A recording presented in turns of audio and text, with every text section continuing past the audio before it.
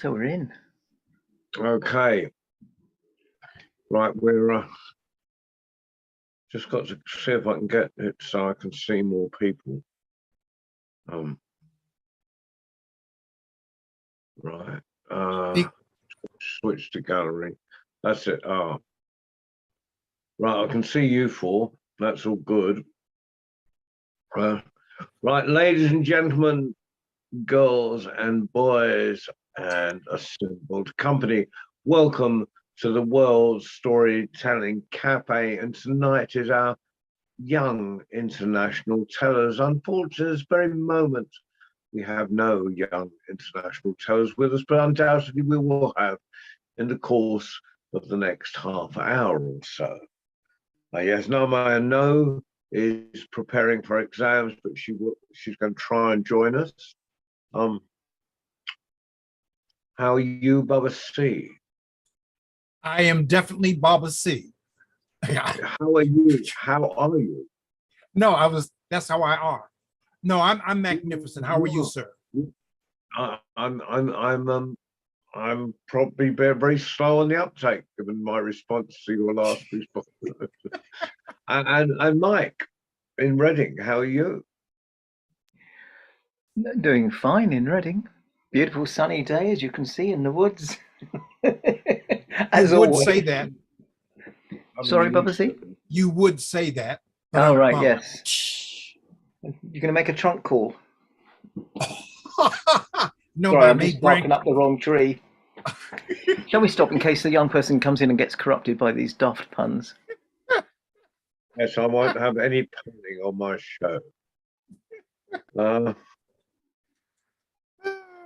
You're looking well, John. Yeah, I'm feeling good. I've been in fields most of the summer. Best place to be. No. Fields have an entirely different interpretation with my culture. Yeah, I know, but but it is a great thing to be able to work in the fields voluntarily. Yes, and there was no crops involved. Well, I cotton to that idea. What about crop ready? Just leave off the pot. So hopefully someone will join us. Mike, I think he wants us to behave. Yeah. I always behave. Right. Okay. Okay. The only way to stop this is that a dream catcher in the background, John? No, I think above your head. No, it's actually an error, and there are socks hanging from it. Okay. It gives the impression of a dream catcher. It's so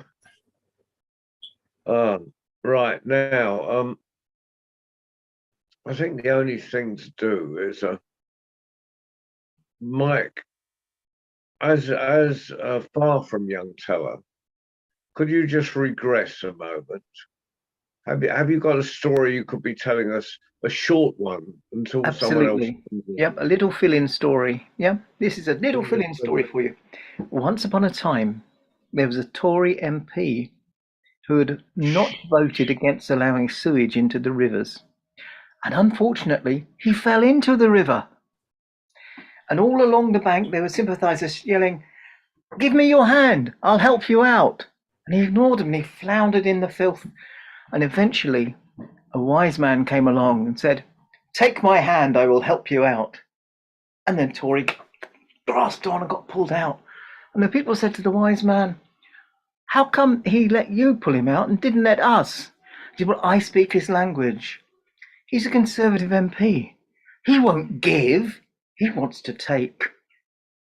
And that's a very short story, but quite apropos. And obviously it's really a Nasruddin story, but I've whipped it into today's world.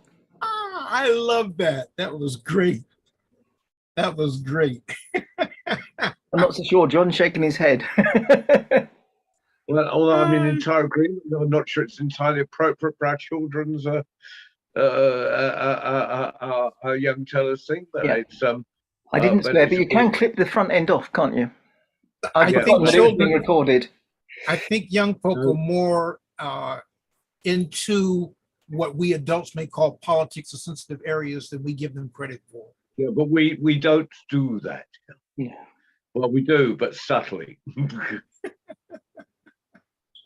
Yes, There's Jasname. Yay. Say, Bubba. Yes, Name. Welcome. She's just Take coming her a in. moment. Yep. John, is that a fedora you're wearing? Yeah. Okay. Yes, Name. Are you ready to tell a story?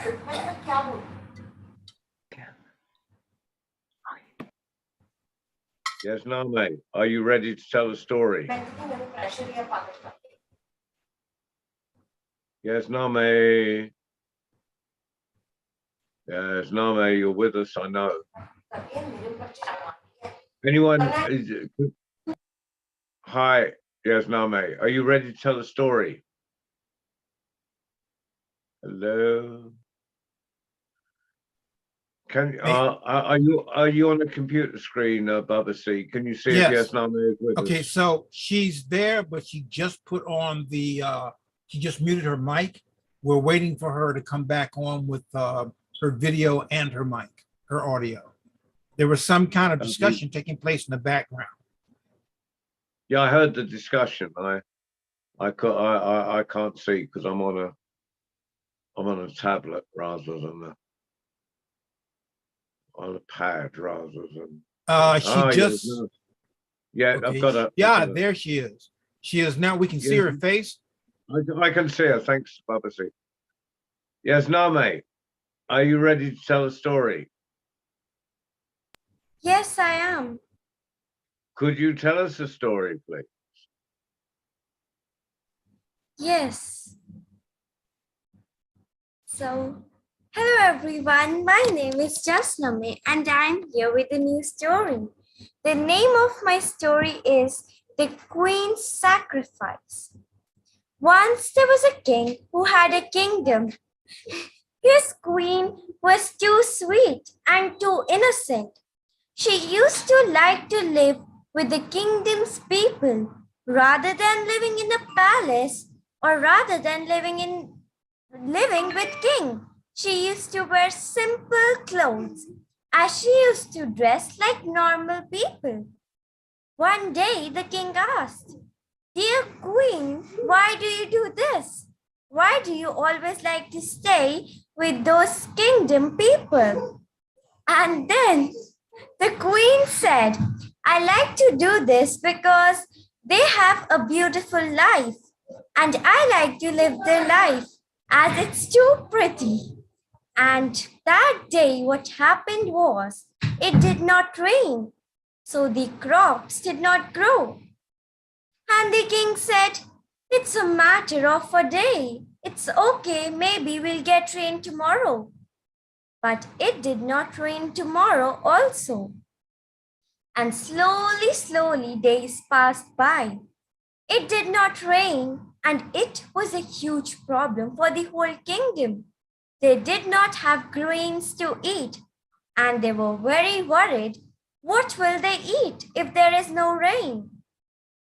Then one day, in king's sleep, came a fairy, and the fairy said to the king, "You can solve this problem only at one cost. And that cost is the queen will have to jump into the deepest well of the kingdom. Then only water will come in this kingdom. Otherwise, it won't come." And then the king got scared in the morning. He said, "No, this can't happen. I can't let the queen die. No, she's not gonna sacrifice herself." And then the queen came to the king and said, Dear king, you look a little bit worried. What's wrong? And then the king told her the whole dream. And the queen said, it's okay, it's perfectly fine. I can sacrifice myself because if I die, I will be a single person. While if others die in the kingdom, there will be many lives. And we are here to build our kingdom and support it as well. So this is nothing for me. The next morning, the queen had decided to jump into the well, but the king was not ready. He said, you can't do this, you have to stop. But the queen never listened, and she jumped into the well. As she droned down, slowly, rain came on the kingdom, and slowly, they had their crops and they had sufficient water. And everyone in the kingdom realized the queen's sacrifice. Thank you.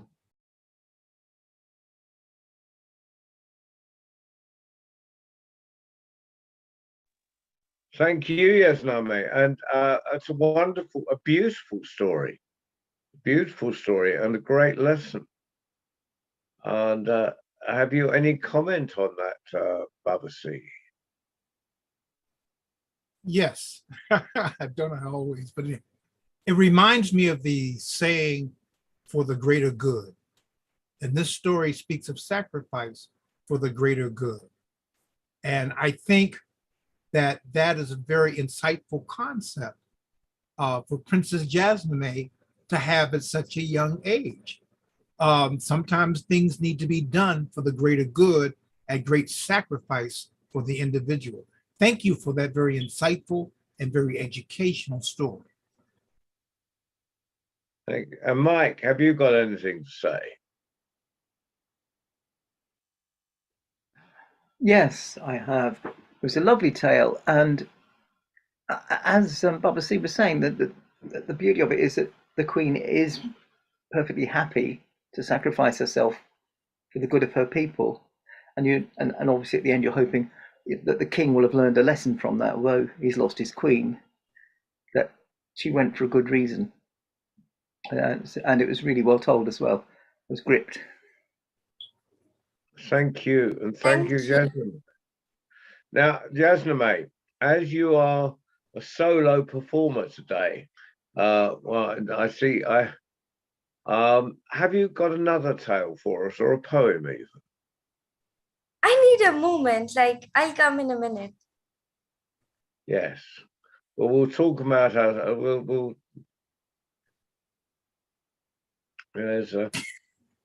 talk amongst ourselves. We'll talk amongst ourselves. But John Rowe, John Rowe, I think Jasmine's story supported an earlier statement of mine. It said sometimes we don't give younger people the No, I wasn't arguing with that statement. I was arguing about that that's something else I was saying altogether. Oh, then I missed it. My apologies. Yeah. There's so completely off topic. While it's fairly obvious where we have, because of the international nature of ourselves, we have to be non-partisan. Which is not. I understand. It's fine. It's fine. But I am going to use that story of Mike's in my personal. But not with this audience. I quite understand, John. Sorry, but it can be trimmed out, can't it, from the recording? Yeah, no, that's difficult at the moment. So okay, sorry. That's all right. Don't worry about it. We're just but Jasmine is just, she did brilliantly on Saturday as well. We had screens up at Folk East, and we were broadcasting out to a live audience in a field, and I was in a very difficult position because I couldn't see anything. I didn't have a screen in front of me, Next year when we do it, I'll have a screen in front of me, but we haven't got that technology sorted. So Babasi, bless his heart, was my eyes and ears for the whole program, for the whole 3 days of programs. It's the least I could do. I mean, we're here. Storytelling is like the circle of life. So we're here to support each other. So it was my honor and pleasure to do so, sir. Yeah. So hopefully, And I think Nigel- we should get Jasna May to do another Friday by a solo. No. Yeah, well, I was thinking of this. Here she is back again. Okay, what you got for us, Jasna May? I've got a story.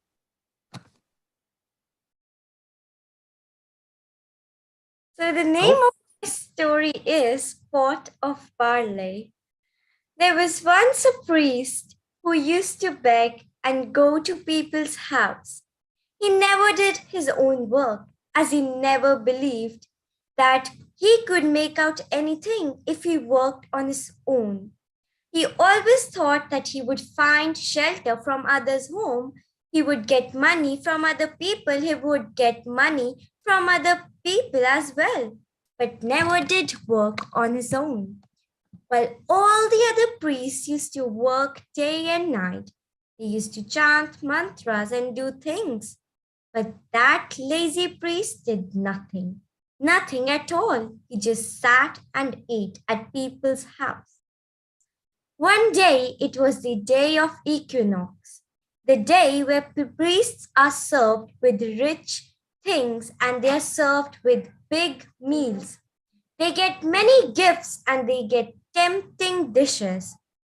And now that priest was obviously too excited for it.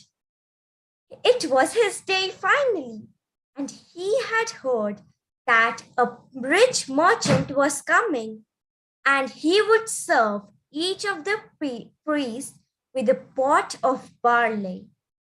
And he was too excited. A pot of barley? I can do so many things with it. I can buy many things with it. I can sell it. I can eat it, and I can even cook it.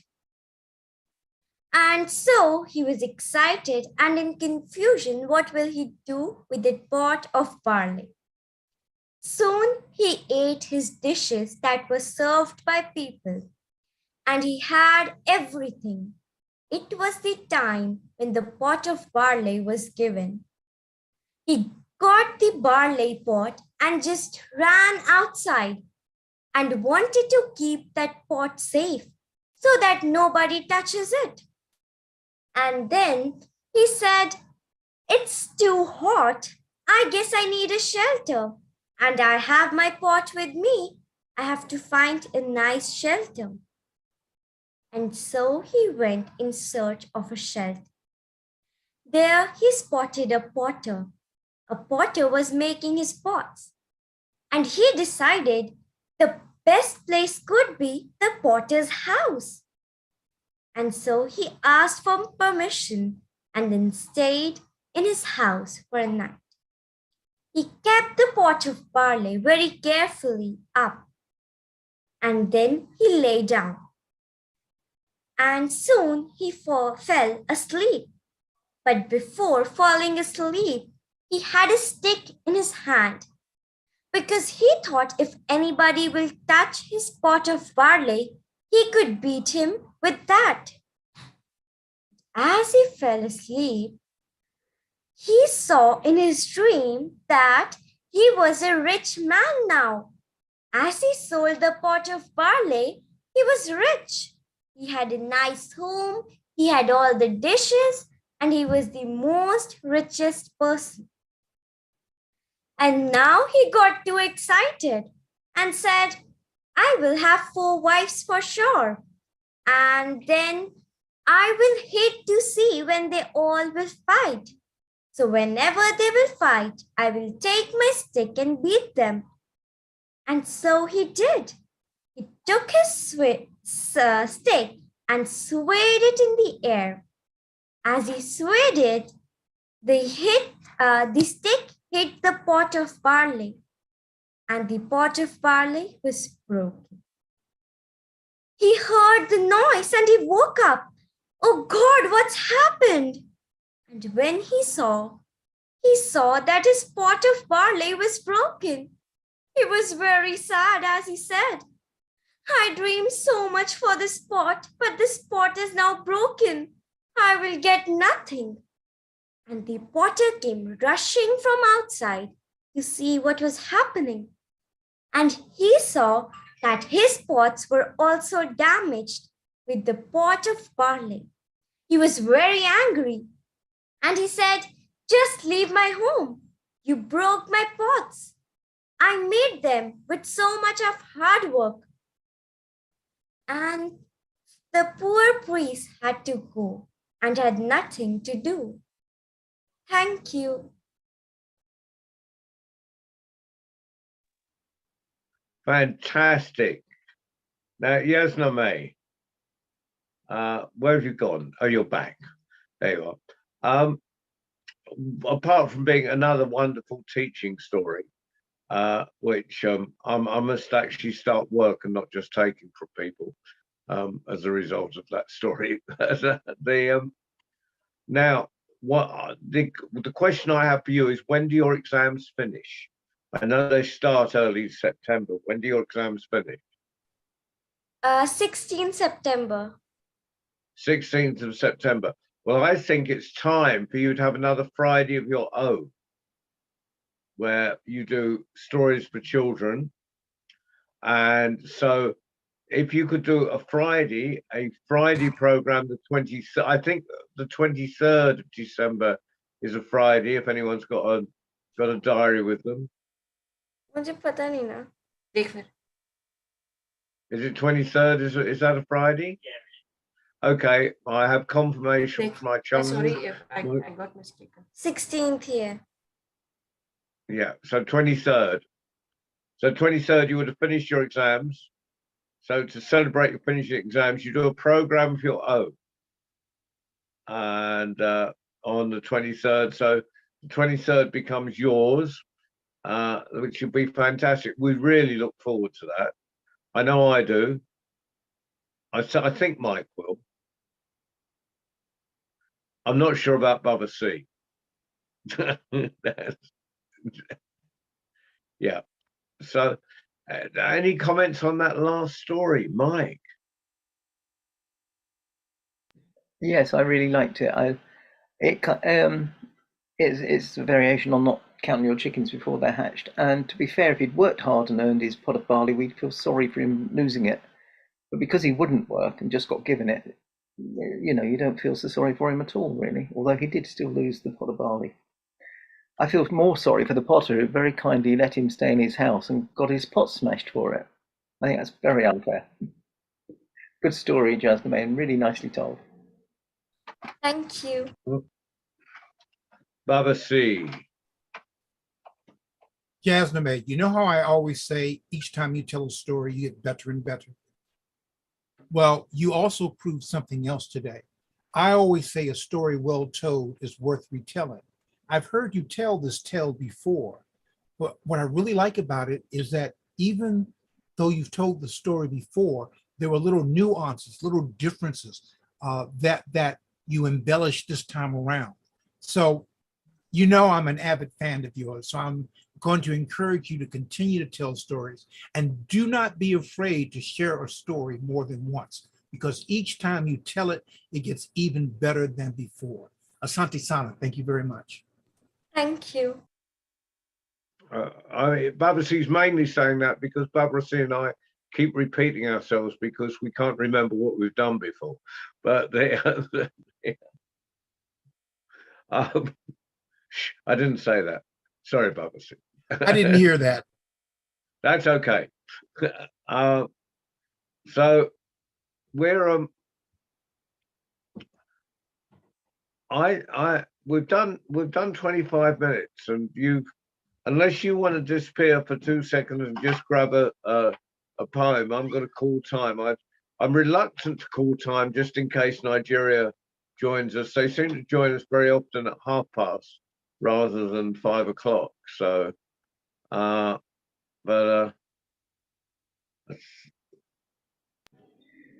just could not we me. prevail on you? Could we prevail on you to tell your monster hunting poem? Because that's so lovely. And I don't know if Jasna May's heard it or not. What do you think? Just to fill in Have the you time heard? of our past. Have you heard my monster poem, Jasname? Yes. Well, I do. Well, you've got it in the book, haven't you? There's yeah. I can do it anyway because Mike likes it. Me and my friend Joey thought just for a change that we'd go monster hunting on the monstrous mountain range. Joey said we'll need supplies. That's what I think. So he packed some peanut butter sandwiches and cans of fizzy drink. Well, Joey had a BMX and I had a mountain bike. We went as far as we could in those, and we had to hike. We'd not gone far up the mountain when Joe called, "Look over there. It's the barbless, razorless monster, the one that's all covered in hair."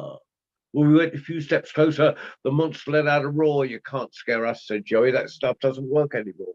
Then the excessively hairy monster with the enormous hairy head called us over to a rock, and this is what she said: "If you come monster hunting, then I'll put up a fight. I'll gnash my teeth and throw some stones and roar with all my might. But I suspect that's not your wish, that you only want to know if monsters really do exist and how tall do they grow. And are there many different sorts and where do they all live?" Well, as answers to your questions that I'm prepared to give, providing that you promise me you come with good intentions. After all, we've been around for quite some time without your intervention. "No problem," answers Joey. "That is understood.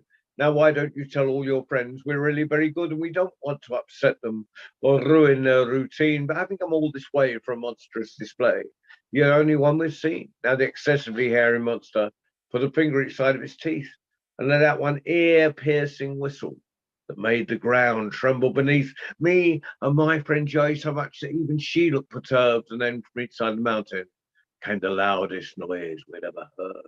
And they came with a rumble and tumble, and they came with a squelch and a crunch, and they came with a huffing and puffing, and they came with a gobble and munch, and some of them had 6 heads, and some of them only had 2, and some of them were purple, and some were pink and blue, and some had hair on the palm of their hands, one had hair on its nose, and one was as bald as the day it was born.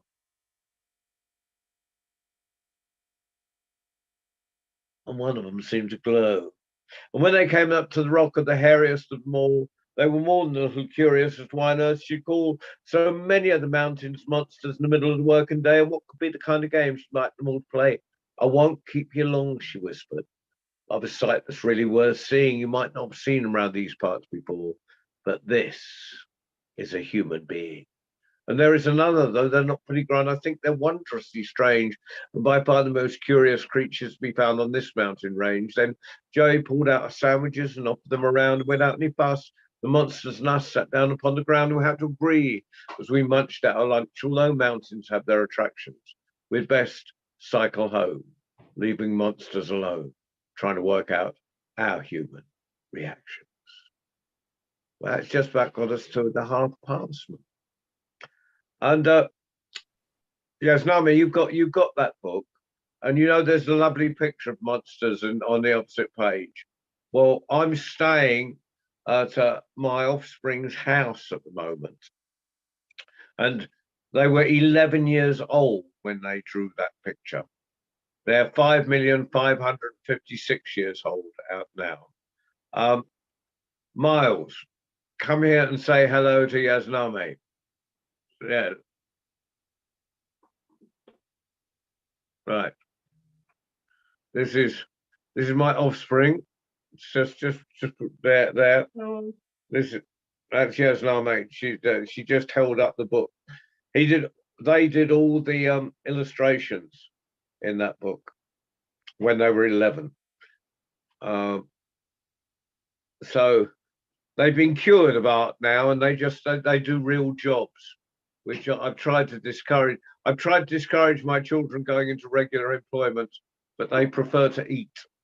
And they learned of your story about the priest, actually. So, Yeah, work in library instead of art. yes, yeah. Not entirely they work. They're a librarian, very important people, librarians. Yes. And and also for a community arts organisation that works with arts and disabilities. So they haven't gone totally divorced from their upbringing. Does he put you on display quite often? Does your dad put you on display quite often? Not huge amounts, but quite often I'm at festivals where everyone knows, like, has seen me grow up anyway. All right, all right. I applaud you. To be the son of John Rowe, I applaud you. That's a compliment. Well, I'm now going to call it because it's there's no one else joining. Yasna, thank you, Miles. And Yasna, thank you for saving our lives again by being our only. I have a poem. You're going to read a poem, are you? Please read a poem. So the name of my poem is The Poetry. There's a tree at the bottom of a garden. It's not like any other tree. Instead of leaves and branches, it's got words in its canopy. The rest of a garden isn't so strange. It grows shrubs and flowers and herbs. But that strange old tree just isn't the same, as it grows adjectives and verbs. Weird things happen to creatures that land or climb in that tree. As a cat jumped onto its trunk, it changed into CAT. I saw a sparrow land there once, and instantly I knew it would change into SPARRO and W. And as the wind blows, it's not the leaves that fall on our lawn and flower bed. It's letters that tumble and float and drop, everyone from A to Z. Thank you.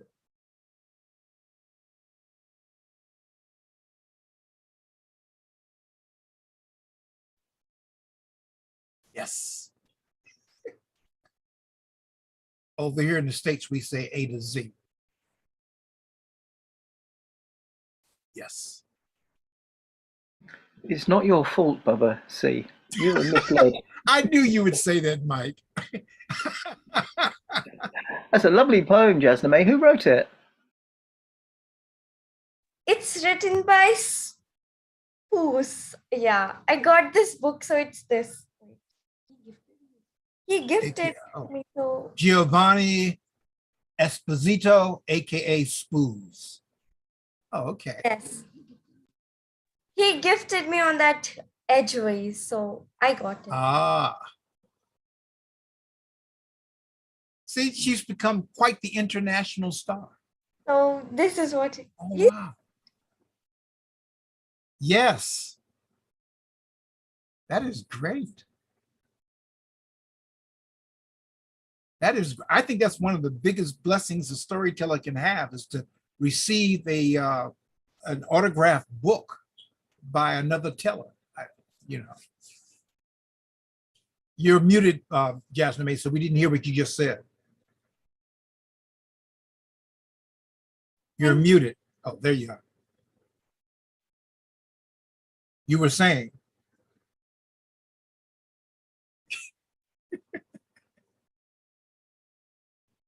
And John, you're muted.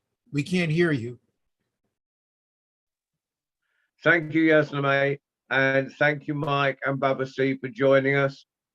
What's coming up? Well, there's me on Friday at 6 o'clock. Then on next Tuesday, well, I'm assuming it's going to be me because I'm going to be in the field, so I'm going to be hoping that I can get a connection. Baden said he would do it. Well, I'll have Baden standing by then. Right. Yeah, well, I might share it with him then. I'll call him during the week. But Baden's also going to be at a festival. Ah. He's going to be at the East Anglian Storytelling Festival. I'm going to be at another festival together. So there's a lot of festivals on this weekend. There's Oxford Storytelling Festival. Shane's going to be at the Oxford Storytelling Festival. Baden's going to be at the East Anglian Storytelling Festival. And I'm going to be in a festival called Maui Wowie. Wowie, wowie. Yeah. And but until that time, and of course, next Tuesday, we have our young tellers, our young international tellers. So until that time, thank you very much for joining us. And it's fare you well from the World Storytelling Cafe. Good night, good afternoon, good night, good morning, wherever you are in this world. Yazname, best. I hope you do well with your exams. Thank you. Bye-bye. Until Bye. the next time. Ivan.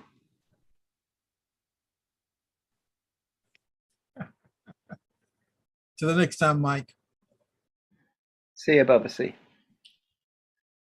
This is where I try to leave. Yay! Found it.